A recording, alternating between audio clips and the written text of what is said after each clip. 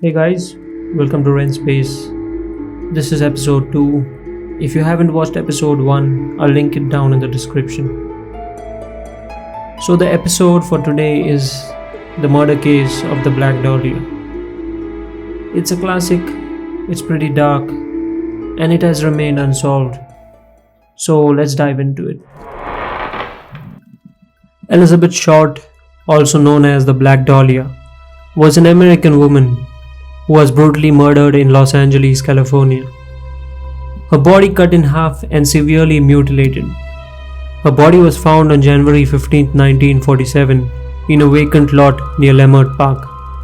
The Black Dahlia's killer was never found, making her murder case one of the oldest files in Los Angeles. Short was born on July 29, 1924, in Boston, Massachusetts, the third of 5 daughters. When the Great Depression hit in 1929, her father abandoned the family. Elizabeth was only 5 years old at the time. He proceeded to fake his death, leaving his empty car near a bridge, leading authorities to believe he had jumped into the river below. Her mother Phoebe was left to deal with the hard times of the Depression and had to raise the 5 girls on her own. Elizabeth, known as Betty or Beth, grew up to be a pretty girl. The theatre allowed her an escape from her ordinary life. Elizabeth had worked in restaurants and theatres in the past, but she knew she wanted to be a star if she moved to California. Driven by her enthusiasm for the movies, Elizabeth packed her things and headed to live with Cleo in Vallejo, California in the early 1943. Cleo, her father, offered her residency with him in California until she was able to find a job.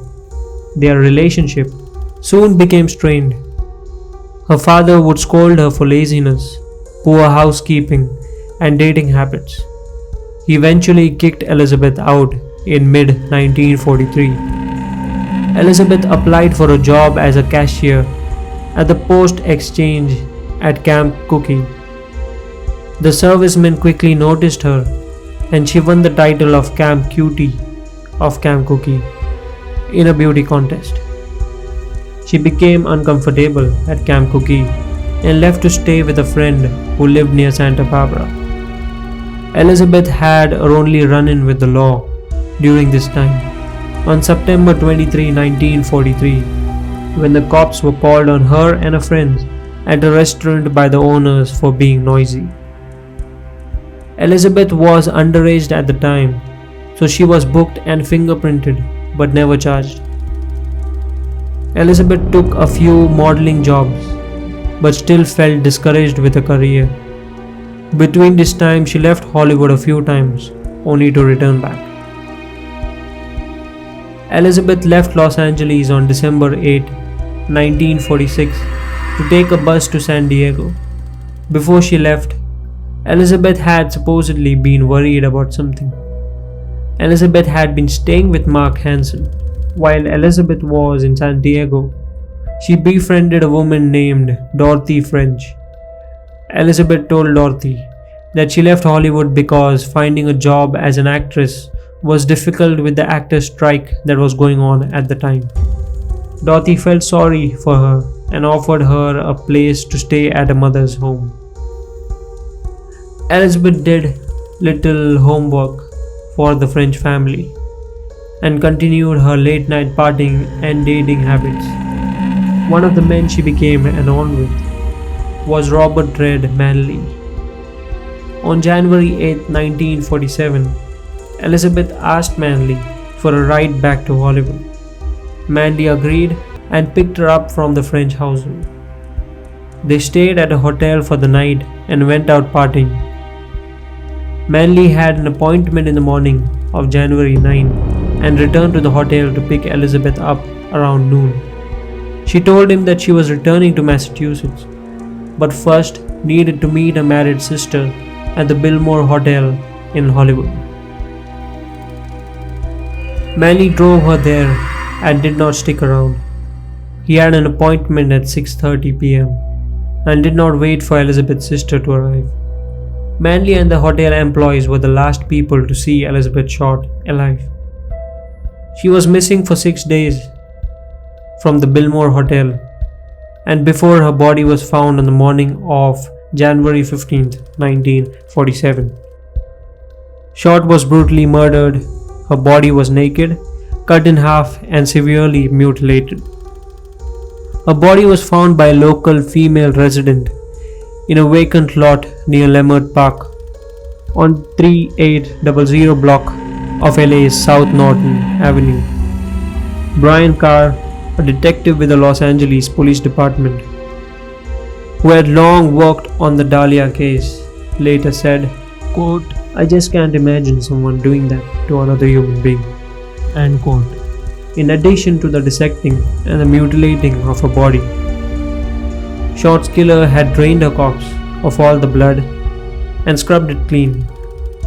The case quickly became heavily covered by the media. Her moniker, the Black Dahlia, became widely known shortly thereafter, as it was used more frequently than a real name by the press. Number of false reports, including several false murder confessions, and ultimately leaving detectives grasping at straws. The sole witness of the murder had reported seeing a black sedan parked in the area in the early morning hours, but could provide police with little, almost no details. Lack of hard evidence surrounding the case greatly hindered its progress, and despite numerous allegations and leads over the years, the Black Dahlia's killer was never found. The Dahlia case returned to the headlines in 2013. An article in the San Bernardino Sun detailed a more recent investigation of the case that was conducted by the retired police sergeant Paul Dostie and the retired detective Steve Hodel and a police dog named Buster, with a keen sense of smell, significantly that of decomposing flesh, at his father George Hodel's house, which he was trained to detect. The investigative team has uncovered incriminating evidence against Hodel's father, Dr. George Hill Hodel, who Steve Hodel has long believed to be the Black Dahlia's killer. George Hill Hodel was a wealthy physician in LA and also had his surgical skills which he obtained during his time at medical school, which suggests he would have had the medical training needed to produce the surgical mutilation performed on Short's body.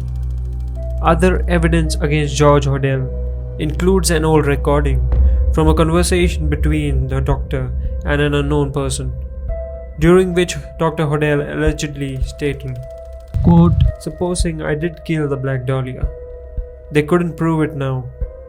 They can't talk to my secretary because she's dead." End quote.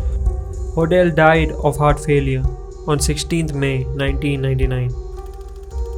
Despite all the digging and speculations and even evidence, the Black Dahlia murder remains one of the oldest unsolved cold cases in LA.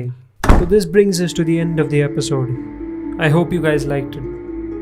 Also leave your thoughts down in the comment section on who do you think killed the Black Dahlia. Until next time, stay safe and peace.